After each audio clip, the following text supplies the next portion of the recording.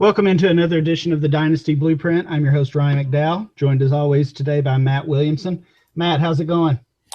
It is going great. It is unseasonably warm and beautiful here in Pittsburgh, and I guess some huge storms coming, and this is the calm before the storm, so to speak.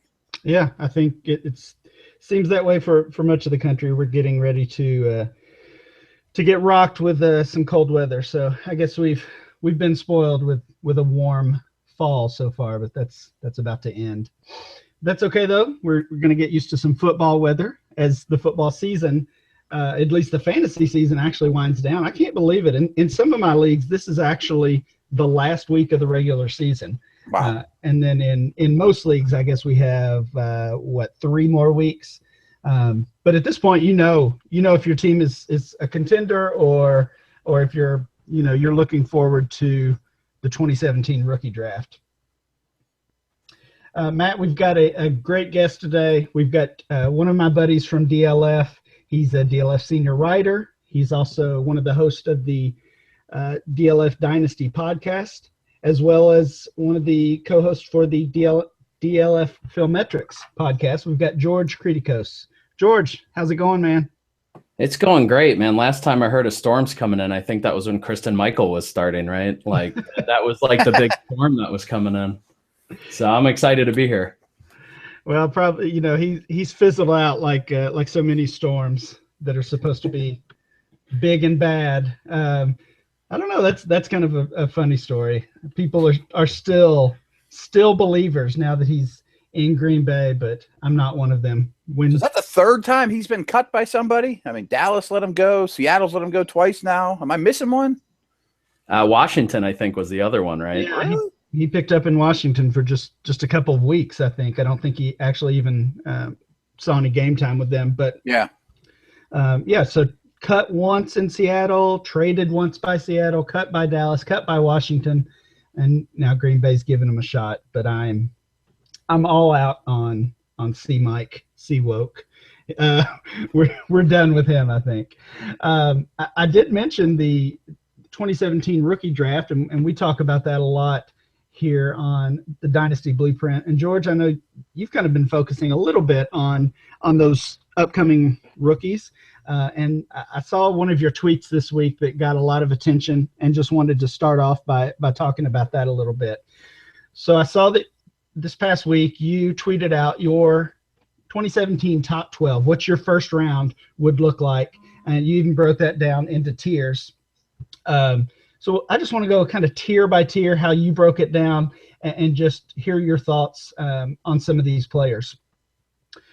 So your first tier was 4 players deep. You started with Nick Chubb, of course, the Georgia running back, Dalvin Cook, Florida State running back, and then a pair of receivers, Corey Davis and Juju Smith-Schuster.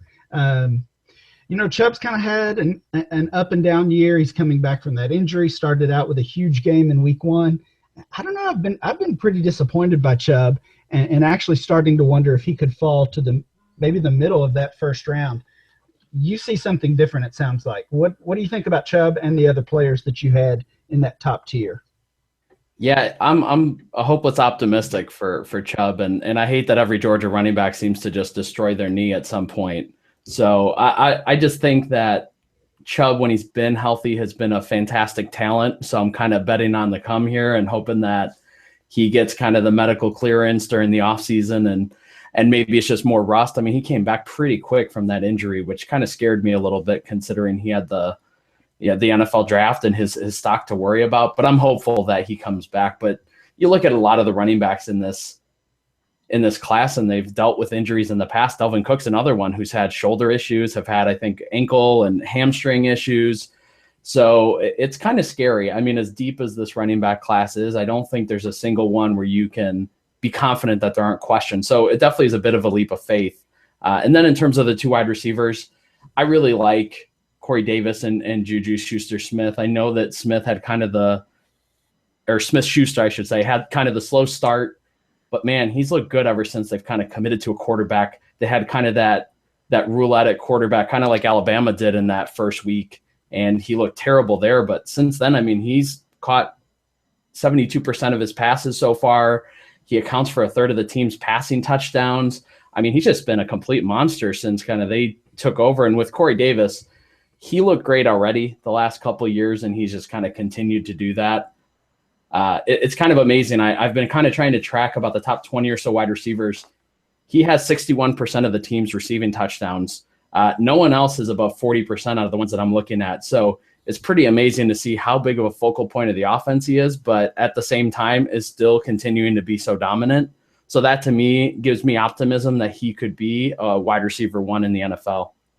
George, I'm all ears on this, and I'm way, way behind both of you, and in terms of the guys coming out, and I don't get to watch as much college football as I'd like. But I think what everyone's thinking, at least if they're on the same page as me, is where's Leonard Fournette? Yeah, I definitely got that was the second most popular thing I got when I tweeted this out. And number one, I'm sure we'll talk about. But, I really like Fournette. I'm just a little bit lower on him, but I think it also speaks to just the depth of this class. I don't think it's a slight on him.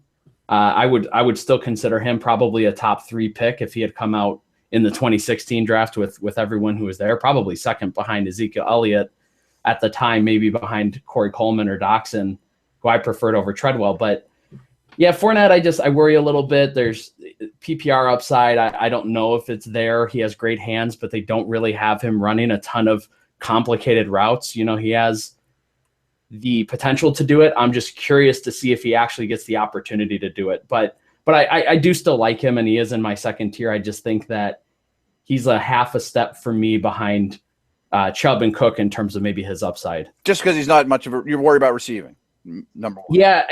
Yeah, number one, I worry about his receiving. I'd say the other thing that for me is a little bit concerning is I don't think he's quite as agile maybe as you would like out of an elite running back. But it's nitpicking, right? When you talk about guys that are this good, and I think he's still a mid running back 1 type of guy just coming out of this draft. I mean, I'm scared to think what some of these guys could be given a year or two in the league. One of my favorite prospects that's likely to be in this class is Juju. He's been a favorite of mine since his freshman year there at USC. And there was a tweet, I don't know, last week or the week before that kind of gained some traction. Basically a list of all the USC skill players that had been drafted. I don't know if you guys saw that, but I think it dated back to 2016, and it included some players that have really disappointed. Nelson Aguilar was a recent one, Marquise Lee, Robert Woods. Of course, Reggie Bush has kind of been up and down throughout his career. And we've just seen so many of those USC players, wide receivers especially, turn out to be bust at the NFL level. So, George, do you make anything of that? I mean, that spans back 15, 16 years. It's obviously different coaching staffs. Is that just kind of a fluky thing for you, or is there something to be concerned about there?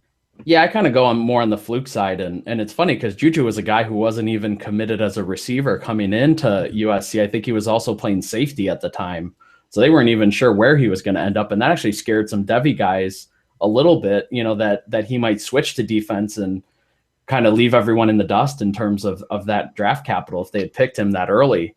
But no, I don't worry about it too much. I like the talent there. He just kind of has that Anquan Boldin type of vibe to me. And I'm excited to see what he can do in the NFL. And again, this is a guy who hasn't had the best quarterbacking necessarily. Cody Kessler's not necessarily known as a guy who's going to make a lot of deep plays.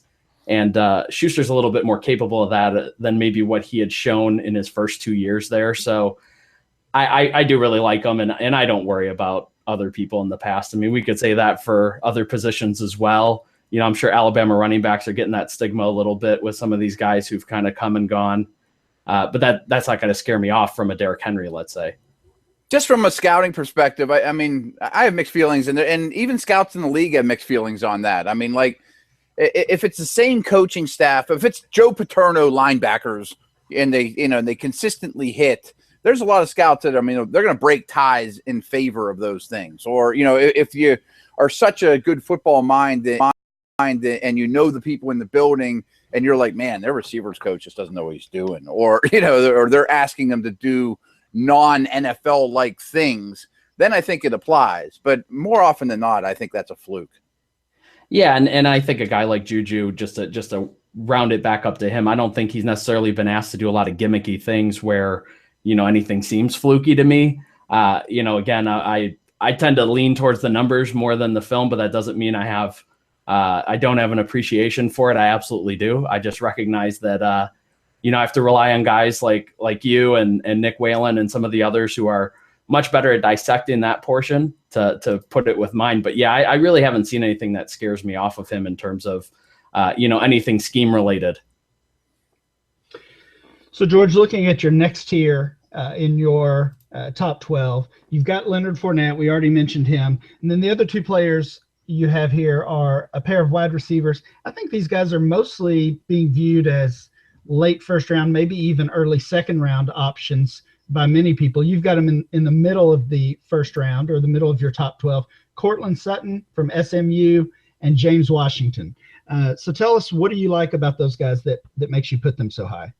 Yeah, I think Sutton's interesting because I think there's definitely two trains of thought. One that really likes him as a wide receiver one potential guy, and then the other side that really isn't a fan of his. And he's another one who wasn't necessarily a full-time receiver when he came into college.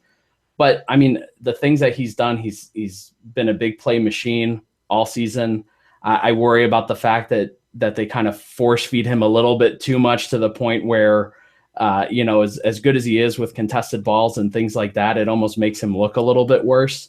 But I don't even know if he comes out. I think he's the most likely maybe of a lot of these first round guys that could, I say first round, I mean rookie first round, dynasty wise, to potentially just come back to school and maybe not even be in this draft. And I wouldn't blame him for that. I definitely think there's still opportunity for him to improve in terms of kind of his technique and other parts of the game. But as a physical specimen, I mean, he's probably one of the top guys in that regard. And then James Washington, I think he gets undersold a little bit. I know everyone kind of sees him as this kind of big play guy who's maybe limited and everything else, but everything I've seen of him has been really positive. For a guy who everyone thinks is maybe more of a one-trick pony, he's a guy who's had 4 games of 10 plus targets, another couple with 9 targets.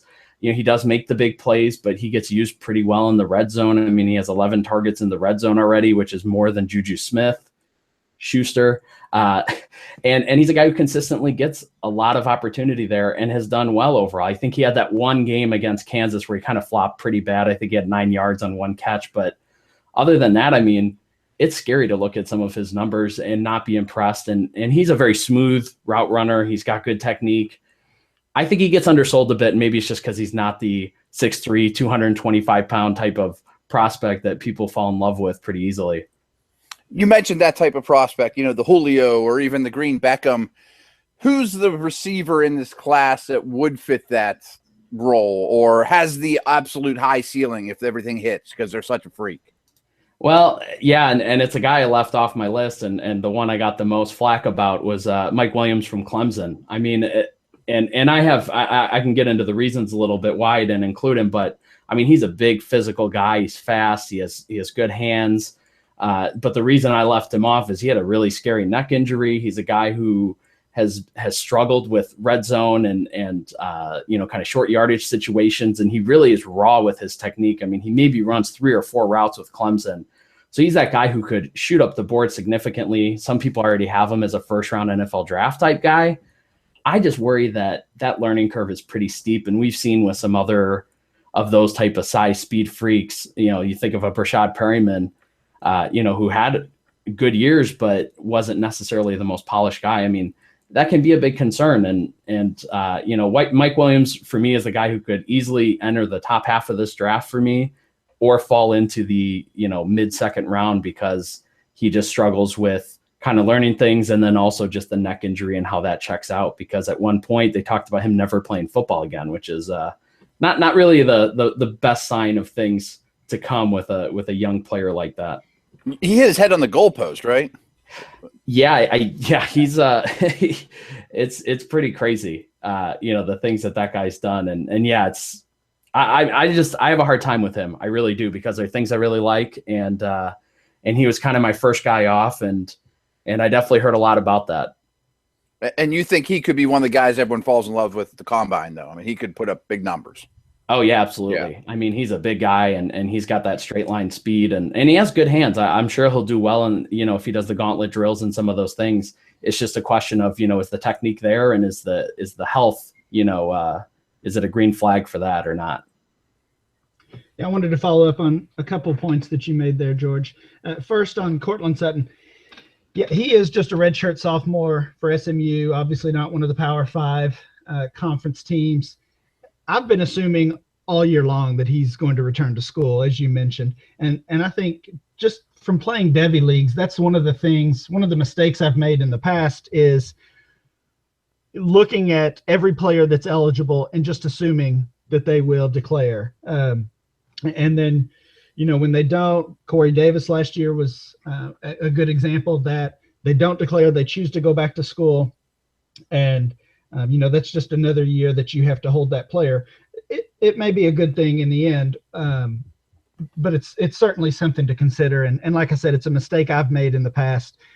Yeah, this guy is a junior or he's a redshirt sophomore, so obviously he's going to declare. And I don't know, maybe I watch too much college basketball, and every good college basketball player, it seems, makes that declaration for the NBA, but it doesn't work that way with the NFL and with college football. So I think Sutton ends up staying in school as well. It would be kind of a bonus to this class if he does actually declare early. Yeah, no, I'm with you there 100%. I think Sutton would benefit from. We also saw from Mike Williams, had he not gotten injured, I think a lot of people thought he would have come out of that class last year. And considering, I think, the depth of this wide receiver class versus last year's, he probably would have been better served. I mean, he might have been in that Will Fuller pick situation where a team looking for a deep threat like that might have looked his way as opposed to maybe a guy like Will Fuller. Yeah, and speaking of Williams, that was the other thing I wanted to just follow up on. You put that out on Twitter. There was plenty of good response and good conversation that came from that, but there were also, got a lot of criticism from that. How could you possibly leave Mike Williams out? And I disagree as well. Williams would be in my top 12, but at this point, the way we've seen some of these, some of these young players just totally flop and be complete disappointments. I'm not considering anything, a hot take at this point. If there's somebody that I respect and they're putting out something like this and Williams is left out or there's some negative opinions about some of these top players, I want to listen. I want to find out more and then make the decision for myself when I get that new information. But just to write off an idea like that or a comment like that as just a hot take is not good process, I think, because we've seen so many of these young guys. We're watching it with Treadwell right now, unfortunately. If you left him out of your top 3 or 4 a year ago, that would have been just crazy. And we've seen how that's turned out, at least early in his career. Yeah, we saw it with Duke Williams, was another one at Auburn, who I think a lot of people had really high going into that last year, and he basically fell off the map.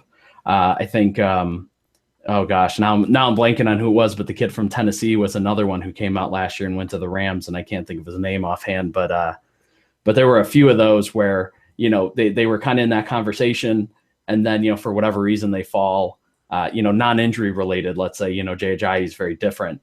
But yeah, it's hard, and when you're projecting out like this and you still have multiple games to go, you have the bowl season to go, you have, medicals, combines, draft needs, free agency, all these different things. I mean, it's hard to accurately peg this, and no one claims that they can accurately do it, I don't think. So, really it's just one person's opinion. And I think it just speaks to the strength of this class that guys like Wayne Gallman and Mike Williams, I left off my list and I still think highly of. It's just that, I think slightly higher of 12 other people. Well, let's finish off your top 12 with that third tier. You have 5 players, running back Christian McCaffrey, a little bit of a disappointing season after his breakout season last year. Probably should have won the Heisman Trophy last year, in my opinion. Then also another running back, Royce Freeman. 3 wide receivers, KD Cannon, Dede Westbrook, and John Ross, who's having a breakout season of his own right now.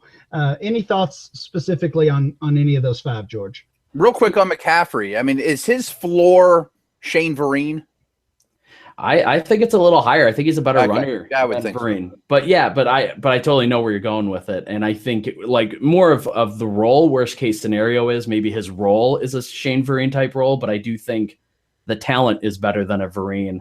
And I don't know. I mean, some people are probably going to look to more like a David Johnson or Le'Veon Bell or those kind of guys as McCaffrey because he's versatile in that regard. I don't know if he's quite that talented, so he'll probably fall somewhere in between, but I love those type of guys. I love the guys who can, rack up total yards and I don't care if it's through the air or on the ground. I mean, they count for the same amount of points in most leagues. So, there's no reason to discount him in that regard.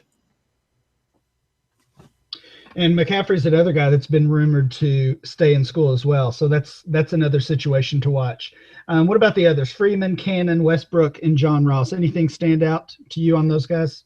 Yeah, absolutely. And by the way, if I was McCaffrey, I wouldn't mind staying at school at Stanford. I mean, it's hard enough to get in there, so I can't blame him for wanting that college degree. But in regards to the others, I mean, D.D. Westbrook's a guy who's kind of gotten hot lately, and he's an interesting one because he scored 14 touchdowns this year so far, but only one has come in the red zone, which just kind of speaks to his big playability and the fact that he just kind of it's crazy to see him just what's the term, like knock the lid off the top or whatever you call it. I'm not so good with the little the scout lingo, so I apologize there, but but he's that guy who every other play it seems like he's just taking something to the house, and a guy like that who is making all those big plays but still is commanding over a quarter of the team's target share. That's pretty crazy. He's a little bit of a smaller guy, so I'm sure he'll get knocked a bit, but I could see him as well as John Ross, who's very similar in that regard. He's a big play guy. He plays special teams. He's had some big returns. They use him in the run game a bit. I could see the two of them really rising in this draft because I think teams like those kind of guys who can provide a different dimension to the offense. Like I said, we've seen that with guys like Will Fuller, Brashad Perryman to an extent, but I think those two are guys who I think are going to rise up draft boards. And Katie Cannon, I just love. I think that guy gets a little underrated because Baylor's such a high-powered offense. But, I mean, he's a guy who's shown, huge playability. He's a guy who can score touchdowns. He gets, short gains, long gains. I mean, looks really polished. I like him a lot as well. And then Royce Freeman, I mean, you talk about all these different schools and their histories and whatnot. I wouldn't say Oregon's had the best history of bringing out big-time backs in the last 10 years or so. A lot of them have kind of been these, hybrid, more versatile backs, and he's kind of the opposite. He's that big banging type of back, and he'll be a fun one to watch. And he's one who I could see a lot of teams really being interested in come NFL draft time. All right. Well, thanks for sharing your thoughts on those top 12 rookies. We'll be, we're sure to have plenty more rookie talk over the next few months. And that's the fun part of that winter and early spring for dynasty players. I'm excited to learn about them. Right now, we want to move on to our latest ADP data from over at Dynasty League Football. That's the November data that we just collected. We had 4 dynasty startup mock drafts going on in the early part of this month. We've got the full data now there for all of our subscribers. And today, we just want to go through this round by round, through the first several rounds, really talking about some of the players that stand out to us and maybe players that also stand out as being overvalued or undervalued. So let's start, of course, with the first round. The thing that I was really surprised to see here is 4 running backs. So those 4 running backs that are viewed as being the top tier guys, of course, Elliott, David Johnson, Todd Gurley, and Le'Veon Bell all crack the top 12. George, what were your thoughts on that? And are we kind of starting to see a shift back towards running backs? That's another topic we've talked about quite a bit on here. Yeah. And, it's hard, right? Because I definitely think the first 2, it's no-brainers with Ezekiel Elliott and David Johnson. I don't think many people are going to argue those 2. It's the other 2 to me that are probably a bit more divisive.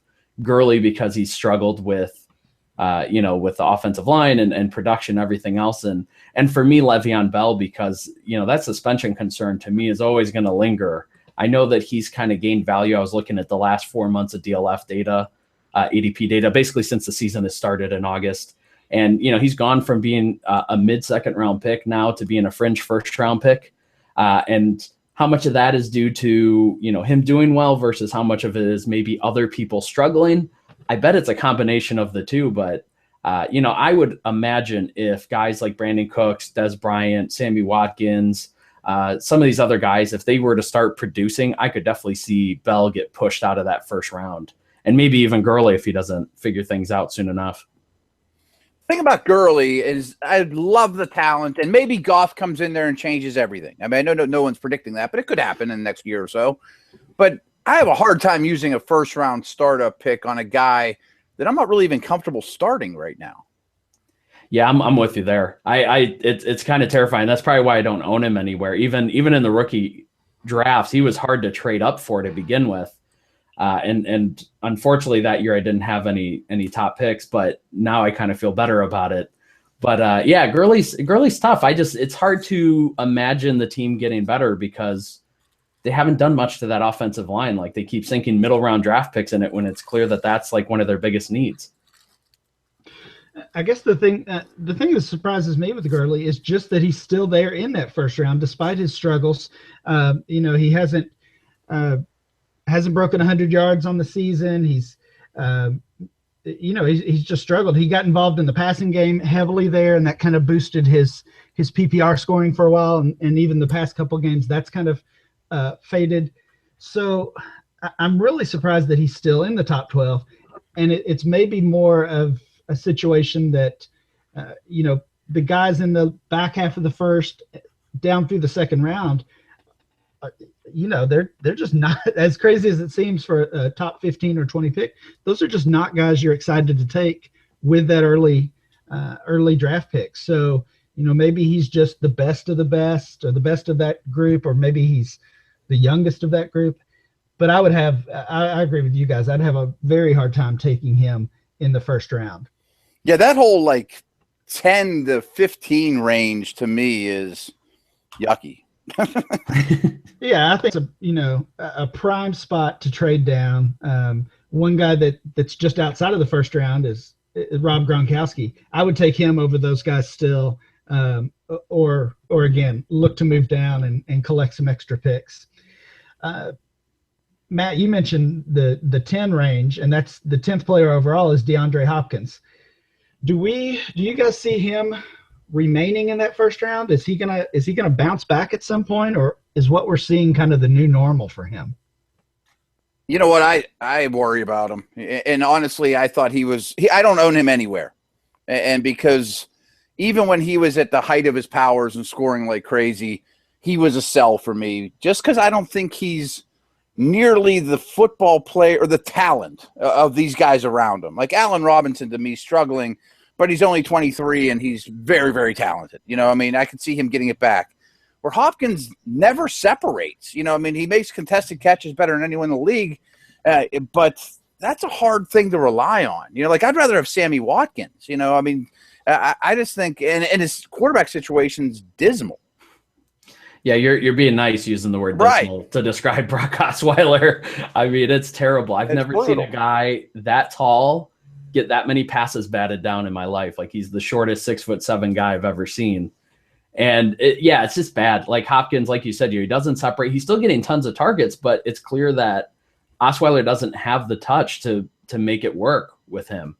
And honestly, the only reason he won't fall out of the first round, if he does stick around for a while, is because, again, that 10 to 15 range isn't very exciting and no one else might take his place. That's about the only reason. That's the thing. It's by default. Right. Yeah, you hear about teams in quarterback purgatory, and that's really where, Houston finds themselves. They've overpaid for Osweiler.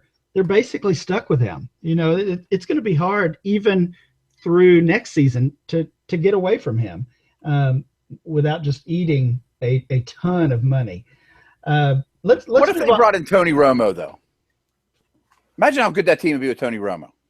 Well, I think Tony Romo is going to make somebody a lot better than they are this year. Yeah. And it could be them. There's so many ugly quarterback situations right now. So he's going to have plenty of options, I think.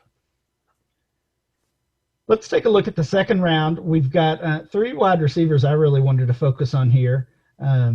Des Bryant is the 16th player overall. We already talked a little bit about Sammy Watkins. He is the 17th player, right behind Bryant.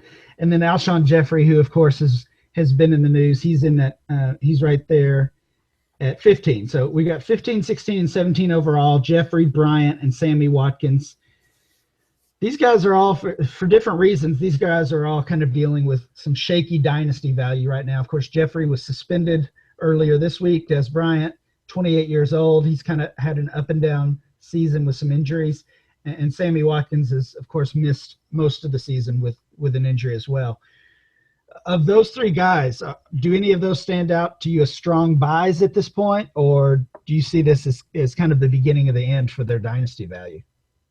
Watkins is the one that stands out to me as a buy. I'm terrified of Alshon Jeffrey with all the questions he has now, because add in the suspension on top of, he's going to be a free agent. The quarterback situation hasn't been great. He's seen declines all over the place, but I get that part of that's because of that quarterback situation. He's had his own health concerns for years as well. I just don't know what to think of him, and I would rather have someone else take him. And I would take probably any of the next 5 receivers on that list at this point, over him, just to kind of avoid that whole situation. Doesn't he kind of come across as the guy, and I'm not saying he's lazy, but if he signs a big deal in Philly or LA or whatever, and then he just kind of puts it in neutral? I could totally see that. Yeah. And I'm a Bears fan, and I do want him to do well. Unfortunately, he seems Sorry to hear that. No, it's all right. I mean, I feel like the whole team has put it in neutral, so it's kind of depressing to watch at this point.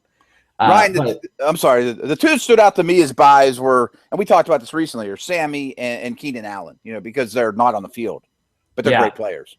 Absolutely. And I bought them a year or 2 years ago, and I thought it was so smart, and obviously they still are at the same place they were, so at least I didn't lose any value out of it, but yeah, I agree. I think I'd rather buy on injury than I would with Jeffrey and suspension. Suspension to me is the thing that you really just can't rely on at all. At least with injuries, you can tend to tell if it's going to be a bigger problem, if they tear everything in their knee versus a smaller problem like a pulled hamstring. Do you guys know if it was PEDs or was it marijuana or, illegal substances? I don't remember. Neither one's great. Yeah, I don't think there's been an official report. His story was that it was some type of what, George? I think it was like inflammatory. It was like some kind of anti-inflammatory or something like that. And I don't know. It doesn't seem like it's marijuana or anything, but I don't know if that's better or worse. I'm not really sure. Yeah, PEDs always worry me because if you're really good on PEDs and then you have to come off them, maybe you're not as good anymore. Well, and go ahead. I was just going to say, what about this theory? We see this so often that a player in a contract year seems to have, one of their best years of their career playing for that new contract. Sure. With Jeffrey, it's been the complete opposite. He's had basically his worst year since his rookie year, I think. So, maybe there was some, maybe he opted for this to try to get that bounce back in the last half of the season. I don't, just throwing darts. Right. Exactly. But it's certainly not the year he needed as he enters free agency. And George, that's the other thing I wanted to ask you, just as a Bears fan, do you have any kind of, pulse on, are they just going to tag him and keep him for another year? Are they going to let him walk? What do you think on that? I mean, the talk seems to now be more about not tagging him and either seeing if they can do something long-term or just kind of letting him walk if they can't find a happy medium in there somewhere. And I think that's probably the right move. I would hate to tag him again, put him on another contract year, and then, who the heck knows what's going to happen. It's going to cost them a lot of money to do that. And they have so many needs right now. It's probably best to know if they're getting him long-term or if they need to move on and look in the draft or somewhere else. And you get the 3rd-round comp pick for him, and, they need every pick they can get. Oh, yeah, absolutely. I mean, I do think I think he'll still demand a huge contract, and somebody's going to pay him. We saw Marvin Jones, just a career wide receiver 2, get big money from Detroit last year. So somebody's going to pay Jeffrey, even with his down year and now with the suspension. Did anyone else stand out to you guys as being either overvalued or undervalued in that second group of 12? I'm not buying Jarvis Landry at 20 overall, and I like that offense. I don't like Jordan Matthews. There's no way I'd use a second-round pick in a startup draft on Jordan Matthews. Yeah, I'm on the other end of the Jordan Matthews talk, but I'll curb that one. I thought the only other one that is a little bit undervalued is T.Y. Hilton, being maybe a pick or two below where he should be. But when you're in the second round, I mean, undervalued is a pretty loose term. Yeah, exactly. All right, that third round then. We talked about how the. You know what, Ryan? Before we jump into that, do you mind if I tell our listeners about our friends at Loot Crate?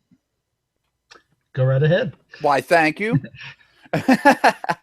They have a new theme this month. It's called Magical. And you guys that listen to us know all about Loot Crate. You go to lootcrate.com, put in Dynasty Blueprint, you save some bucks, $2 a month on a crate that they send you that's already under $20 a month. So if you're more of a fanatical fashionista, that's a crazy word, then Lootwear is our monthly wearables and accessory subscription. And they'll fill your closet with cult classics and your favorite franchises. If you want to get fancy, get a bigger box with even bigger loot from Loot Crate DX. Ready for your wands, pre-measure your potions, and get ready for November's enchanting theme, which is magical. We've cast a powerful ancient spell to deliver you this 100% exclusive crate featuring bewitching items from Doctor Strange, Fantastic Beasts and Where to Find Them, and Big Trouble in Little China, and more. This goes up until the 19th at 9 o'clock Pacific to get to subscribe to the magical box and receive that month's crate, and you will cut off. And when the cutoff happens, it's over. So make sure you head to www.lootcrate.com/Dynasty Blueprint and enter the code Dynasty Blueprint to save $2 off any subscription today. Thank you. All right, let's get into the third round now. And I mentioned the second round, just kind of a lack of excitement over adding any of those guys. The third round, I think, might be even worse.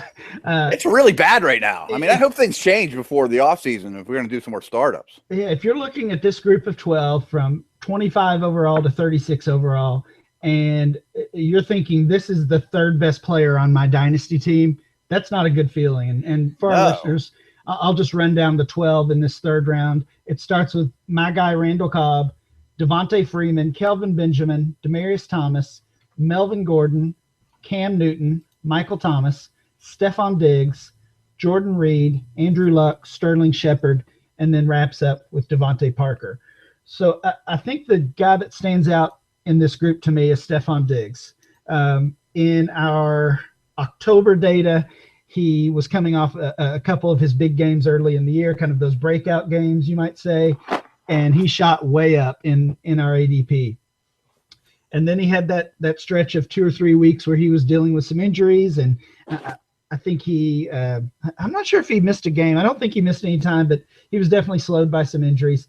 And at this point, based on this data, he fell down into the third round. He actually fell 8 spots from the previous month's data.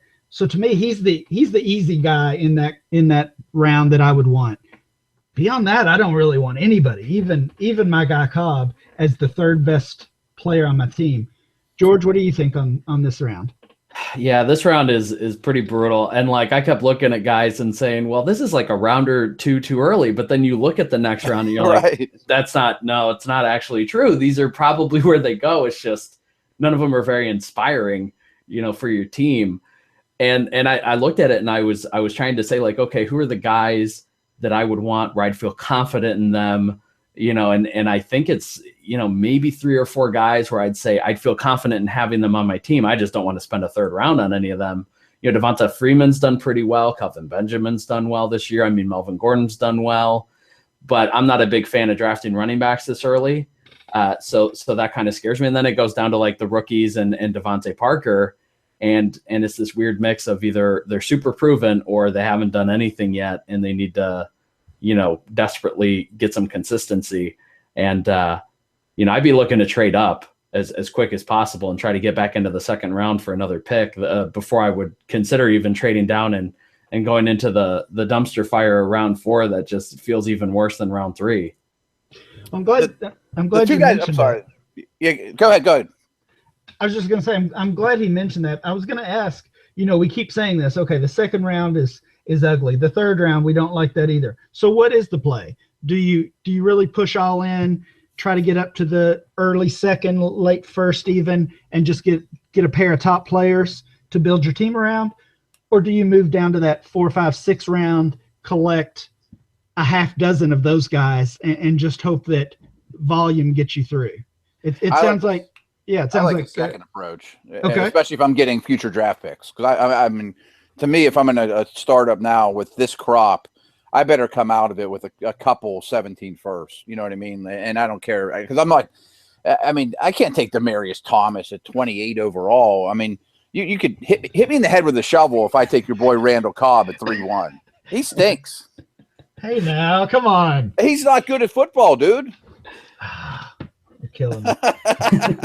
I would not take him at 25 overall. That's for sure. Maybe if he gets running back designation or something, then maybe you can take him. It works so well for Ty Montgomery. Right. No, I know what you're saying, Matt, and I mean it's always like it depends on what you're getting. Is it cheaper to move up versus move down where you're getting the value? I feel like if I'm really pushing to compete, especially if I've made my first round pick and I think I'm going to go all in, then I'm going that first route and I'm probably going to try to grab 3 of those top 15, 16 guys and really just push hard. But if I'm kind of going the other route and maybe I ended up with a back end of the first round pick and I'm not feeling so confident about my chances to really compete early, then I'm probably moving back, like you said, Matt, and trying to stock up assets and trying to just hit on as many of those as I can and kind of trust my player analysis at that point. It wouldn't break my heart, though, to take Michael Thomas at 31 or, you mentioned Diggs, I mean, Shepard at 35. I mean, those guys I think they're quality players and they're very young. Yeah, I agree on Thomas and Diggs. And I do think those are 2 guys that we'll regularly see in the late second round, come springtime and real startup drafts. All right, let's move on. Let's try to get one more round in here. We'll do the 4th round. From 37 to 48, I'll run down those names again so everyone knows just who we're talking about. Starts with Will Fuller, the Texans rookie wide receiver, Marvin Jones, Jay Ajayi, Emmanuel Sanders, Terrell Pryor, Doug Baldwin, Jordy Nelson, Derrick Henry, Tyler Eifert, and then ends with Brandon Marshall, Carlos Hyde, and Josh Dotson. So the 2 names that stand out to me here are a couple of breakout players. Jay Ajayi, the Dolphins running back. This was crazy. In our October data, he was our running back 48th ranked running back, and he moved all the way up to 8 in 1 month. So that's I've been collecting ADP data for DLF for 4 or 5 years now, and that's the biggest jump of that kind I can remember in 1 month. Terrell Pryor is the other breakout player. He's been slowly moving up the ranks all season, and he's now got this ADP of 44 overall. So looking at those 2 players, is this rise going to continue? Are they for real? Are they going to be 2 guys that move into that second or third round that make us feel a little bit better about making a pick? I guess I can start on this one. Go for it. Yeah. So I feel more confident in Ajayi than I do in Pryor. And that's no knock to Pryor's talent or anything, but he's also a guy who I believe is going to be a free agent. If he does stay, he's going to have a lot more competition. I don't really care for the quarterback situation there. Versus Ajayi, I feel a little more comfortable investing in him and thinking that he will probably have at least a few years of really good production. But I don't know if I want to spend the 4th round on either one. I prefer some of the other guys on this list. But I get it. I'd rather have Derrick Henry still than Ajayi because I think long-term he's going to be the better bet and the better talent. But I do have them pretty close. So I wouldn't blame anyone from going one over the other. Ryan, we've been doing this too long because there's 2 guys I had in bold, and that was Ajayi and Pryor. I'm very much a believer in both. I think both are immensely talented. I like both situation. I mean, I'd take both those guys over stinkbag Randall Cobb, your buddy. And then the other one that stood out is also is bolded is Eifert at 45 overall and Kelsey at 54. I think those two get lumped in together. And I could certainly see why you wouldn't want to take a tight end this high, but I'm very high on both those guys for the next 5 years or so. Well, and that's, we talked about what do you do when you're stuck? Do you move up or do you move down? And that's, I guess you mentioned Eifert. That just made me think that's kind of the other play. The third option is if I can't move up, I can't move down. Yeah. Take the best quarterback and dominate that spot, or take the best tight end and try to dominate that spot. And typically I would say to wait on both of those positions. But if you are feeling stuck, then, just try to build and try to get the best players at each position as you can, rather than taking, a third wide receiver who you don't feel great about anyway. Well, I looked at those 4 mocks in November, and I thought it was interesting that on average, either 4 or 5 teams in every single mock waited at least 10 rounds to pick a tight end. So you have a fair number of people waiting, and that I think speaks to a very clear kind of top tier of I would say 7 or so guys. And then the people who probably subscribe to that idea of I'd rather just wait. It's either I'm getting one of these guys or I'm waiting a heck of a long time, because I think it's roughly, I think there were 5 of them that went in the first 5 rounds. So, after that, it's a question of, do you reach on somebody or do you just wait and stockpile and hope you find, the next guy who's going to break out? And Ryan, the conversation we were having before, like if you're sitting there at the end of round 2 or in round 3 and nothing's jumping out at you and you're not excited, I mean, the more I look at this, the more I think, man, trading down's the way to go. I mean, if I can get rid of 3-2 and get Russell Wilson, I'm just looking at these guys in the 60s. I mean, give me Russell Wilson and Gio Bernard, or Russell Wilson and Spencer Ware. I mean, I'll take that all day before I take Demaryius Thomas. Well, and I think what's it called? Jameis Winston was in the 80s, and Mariota was at 90, and I would take either one of those over Russell Wilson. So but that's just me. I really like those two a lot. But yeah, I agree with you. I think there's so much opportunity as you go down the board, and the one I'm never going to understand is Carlos Hyde, where he is. I just cannot get on board with that. I would take probably anyone in the next 15 picks over him pretty easily. I don't understand it. I mean, he's just so touchdown heavy. He's, struggled to consistently produce. He's had so many injuries. That offense is terrible. I just don't know what the appeal is. And I've been a pretty big Hyde hater since he's come into the league. So it predates Chip Kelly, but yeah, I don't know. I don't know about Hyde. I just don't get that one. Let's wrap up. I want to hear your guys' thoughts on 3 rookies that are going in this range. 2 here in the 4th round, and then 1 is kicking off the 5th round.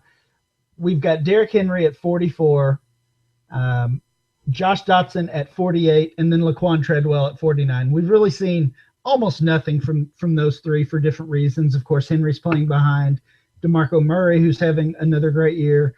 Dotson dealing with the injuries, and Treadwell just can't really seem to get on the field. So are those guys at this point in the 4th or 5th round, is that a good investment, or are you just playing with fire? Matt, I'm not buying any of those guys at that price. I mean, I look at Henry and I'm looking at the running backs after him. I mean, I would take Spencer Ware over Henry for sure. I'd take another rookie, Jordan Howard. I mean, Doug Martin's all the way down at 62 overall, even DeMarco Murray. I would probably take all those guys over Henry, maybe even Gio Bernard. I'm not sold that he's good, to be honest with you. And I just can't buy sight unseen on Dotson and Treadwell. Although some of the receivers around him aren't all that appealing. I mean, Kevin White's kind of in that same ballpark too, and you could see why, because nobody knows anything about him. I guess I'd take, Devontae Adams over those guys. But, I guess the more I look at the receivers in this neighborhood, I can see that's where they're at. But they frighten me at that price. Yeah, it's interesting, because you look at the difference between Henry and the other two, and Henry was being picked in the 5th round the last 2 months before November. He was in the 7th round in August, and then all of a sudden now he's a fringe 4th rounder. That kind of scares me a little bit too. And I like him as a talent. I just couldn't pay that kind of price for him. I would be more likely to buy on the other two, just comparatively. I'd be more likely to buy on the other two because I feel like this price is palatable compared to, Treadwell was in the top 20 at one point in the offseason. I mean, he was 27th in August, and Doxson was kind of about a round and a half earlier than this before he kind of got hurt. So I'm more willing to take the buy there, knowing that there's a potential for a slight discount. And I do like the talent as much as I did when they came in. Nothing really has changed there. Henry's the one where, yeah, I agree. I wouldn't want to buy that. I think there are plenty of other running backs that I'd rather have.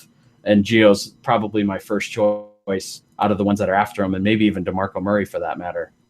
Ryan, I want to hear your opinion on those three, but I want to add one thing to your portion of it. I would rather have CJ Prosise than Derrick Henry. And my hunch is he's artificially low in this because he's only had one good game, and it probably takes a little time and for the data to catch up with that. I mean, he's 99th in this, and I bet if we had a startup draft, he goes before 99. Would you guys rather have Prosise or Henry? And what is your opinion on those three rookies or those four rookies in general there, McD? Yeah, your point is correct as far as, oftentimes the data is out of date before we even get it on the site, just because things are changing in the NFL, especially when we're doing these in-season mocks and in-season ADP.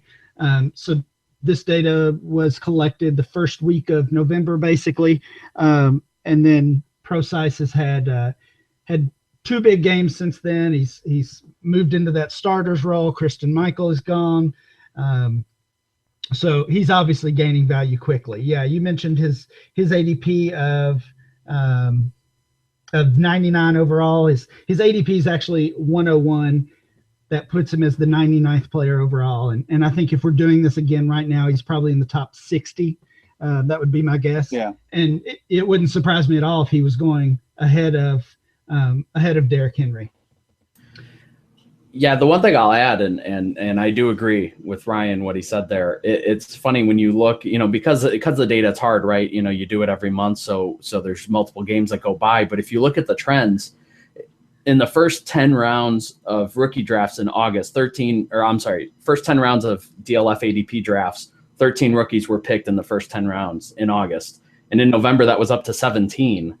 And then if you look at the first 5 rounds, it went from 6 to 8, with 2 of them just outside. I think Jordan Howard and Devontae Booker were just outside. They were the next 2 players in that. So it speaks to the fact that you get rookies and you get as many rookies as you can basically in this first year early.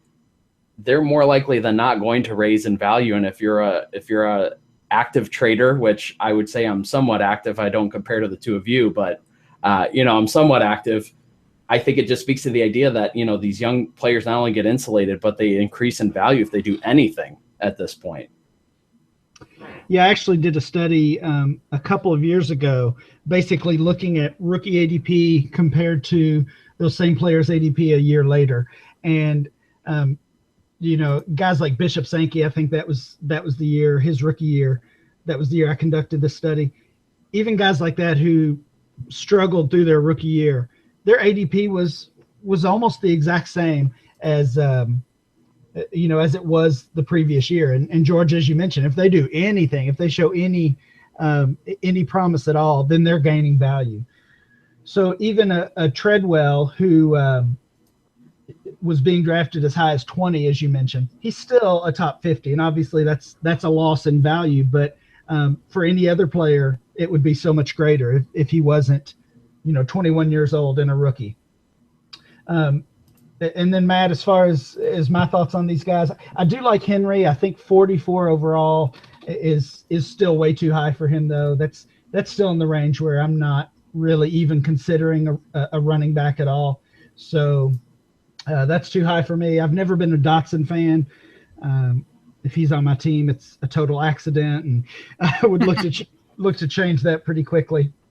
And then I do still like Treadwell. I agree that I think that's a pretty good price. I mean, if you look at the other wide receivers around him, other than Dotson, it's Michael Crabtree, unless I have a potential league champion team, I'd easily flip Crabtree for Treadwell without even a second thought.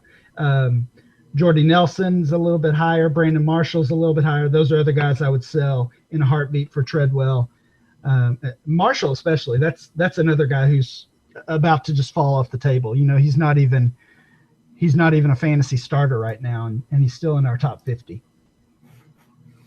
Yeah, and one thing I'll add, and we were kind of talking about the rookies a little bit. One thing I noticed was there definitely was a little bit of a creep in terms of the average age being drafted for players gets lower as the season goes on. And I think, again, it speaks to the idea of rookies and young players. They start doing things, they're going to shoot up the draft board. They're more likely not only get drafted, but get drafted early.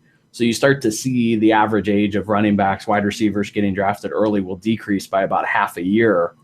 And that's a pretty big number. I mean, it doesn't sound like a lot, but it really is. And it just shows how youth hungry people will be, especially as they start to see them produce. All right. Well, that will do it for our time today. George, thanks so much for joining us. And before we leave, just tell all our listeners where they can find your work. Yeah, absolutely. I'm with Ryan over at Dynasty League Football. You can find my work there. I co-host, like he said, the DLF Dynasty podcast and the DLF Film Metrics podcast. And then I'm on Twitter at RotoHack, just because I don't believe in myself enough to give myself a good name. So, but yeah, definitely. I always try to be available, and I really appreciate you guys having me on. I'm a big fan of the show. I always try to listen and share it out when I can. So much obliged. Yeah, thanks for joining us. It was fantastic. We appreciate that support, and we'll be back next week with more Dynasty Blueprint.